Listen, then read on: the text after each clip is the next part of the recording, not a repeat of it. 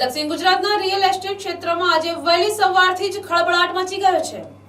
નવસારીમાં સુરતના ઇન્કમટેક્સ વિભાગ દ્વારા મેગા ઓપરેશન હાથ ધરવામાં આવ્યું છે. આયકર વિભાગની અલગ અલગ ટીમોએ નવસારીના વિવિધ સ્થળો પર એક સાથે સર્ચ ઓપરેશન શરૂ કર્યું છે, જેના કારણે કરચોરોમાં ફફડાટ ફેલાયો છે.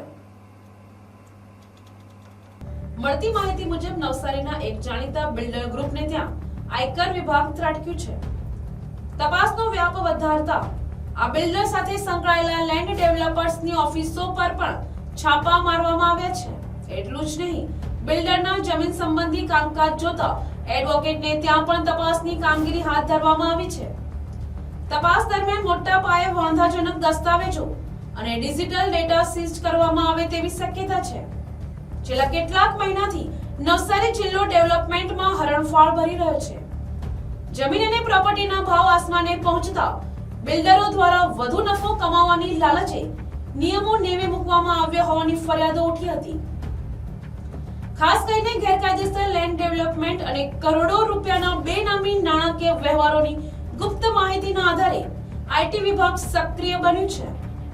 હાલમાં આ સર્ચ ઓપરેશનમાં મોટી સંખ્યામાં અધિકારીઓ જોડાયા છે. પ્રાથમિક અંદાજ મુજબ આ ઓપરેશનના અંતે કરોડો રૂપિયાની કથિત ટેક્સ ચોરીના ખુલાસા થઈ શકે છે.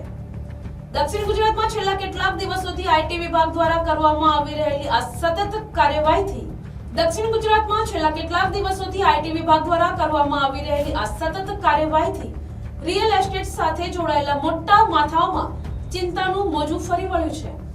Bureau report, NTC news, Navsari.